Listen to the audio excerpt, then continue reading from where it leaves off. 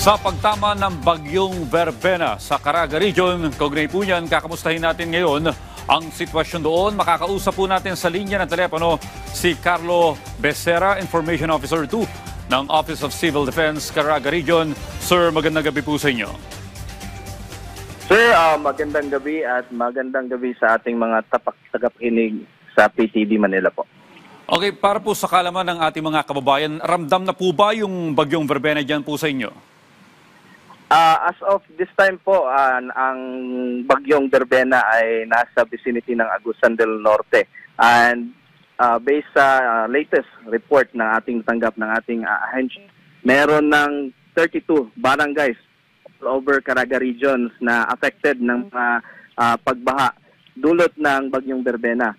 Meron po tayong reported na 15,198 families. Meron po itong 46,256 individuals. Mula po ito sa probinsya ng Surigao del Sur and Butuan City and Agusan del Norte po. Ano po yung mga binanggit yung mga numero? Sir, ito po ba yung mga kababayan nating nasa evacuation center na?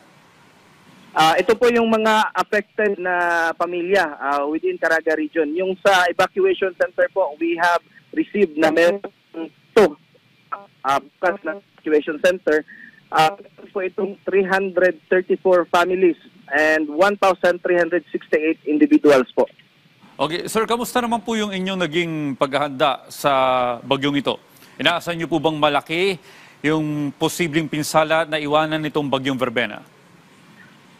Simula pa po kagabi hanggang nagmadaling araw, nakaramdam na po ng mga malakas na pag-ulan yung Caraga region. Actually, dito po nga po sa Butuan City, naka-experience na kami ng mga pagbaha kaninang umaga, lalo na dito sa my city proper. Though mga street flooding lang naman kasi yung Butuan City, below sea level po ito.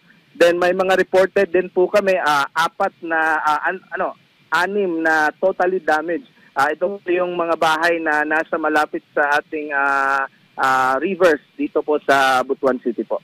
So meron ng reported na 6 na bahay na totally damaged ngayon pa lamang. So sir, diyan po sa may Caraga, ilan po yung mga lugar o ano-ano po yung mga lugar na kinailangan ng preemptive evacuation? Dito po sa Caraga po, nag-focus yung preemptive evacuation dito sa may Surigao del Sur. Naglandfall po kasi yung bagyong Verbena dyan sa may Bayabas in Surigao del Sur. Nag-instruct na yung provincial government na yung mga nasa flood-prone areas, ito naman kasi si Verbena, wala masyadong hangin pero malakas po yung dala niyang ulan.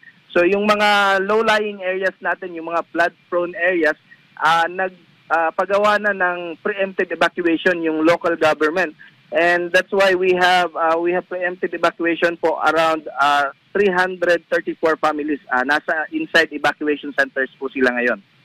Okay, so hindi po gaano kalakasan yung hangin pero maraming dalang tubig po itong bagyong ito. Kamusta po yung mga landslide prone areas? Naabisuhan po ba yung mga kababayan natin doon? Yes po, we already informed ng mga LGUs na bantayan yung mga landslide prone areas nila, lalo na simula pa kagabi, malakas na yung pag-ulan. So yung lupa malambot na, so nagpalabas na kami ng mga advisories na magbantay dun sa mga possible na landslide prone areas natin. Then yung Caraga RDRIMC din, nag-conduct din tayo ng pre-disaster needs assessment kaninang hapon, para malaman natin kung ano yung mga immediate needs ng mga probinsya na natamaan ng bagyong Verbena po. Sir, sapat po ba yung mga rescuers kung sakaling kailanganin? So far po, based sa aming inventory, enough naman po yung mga rescuers. Actually, yung probinsya ng Surigao del Sur, nagtaas na sila ng red alert sa kanilang probinsya ngayong hapon. Then the rest po, blue alert on standby po.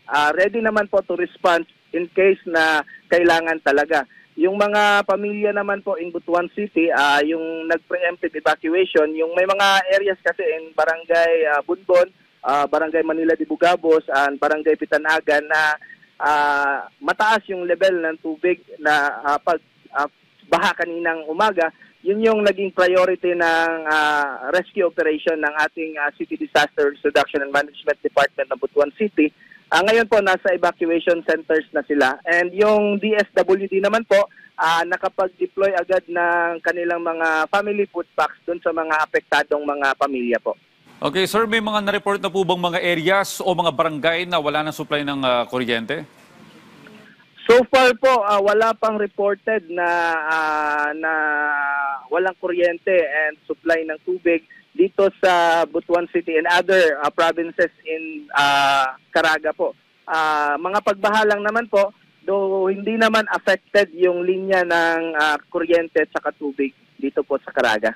Alright, sir, ano po ang inyong paalala sa inyong mga kababayan bilang pag-iingat sa bagyong Verbena? Yes po, pinapaalahanan po natin ng ating mga kababayan dito na sa Caraga, lalo na dito sa mga komunidad sa tabi ng Agusan River. Kasi na-monitor po namin ngayon, medyo may pagtaas po ng level ng tubig. Since kaninang umaga, malakas na yung ulan dun sa may Agusan del Sur area. So we're expecting na dito sa Butuan City, tataas na naman yung level ng tubig. We're hoping na mag-monitor po tayo, lalo na ngayon, gabi na. Makinig tayo sa mga otoridad.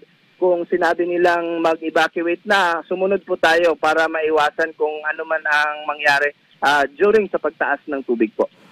Well, sir, maraming salamat po at mag-ingat po kayo. Ginoong Carlo Basera, Information Officer 2 ng OCD Caraga Region.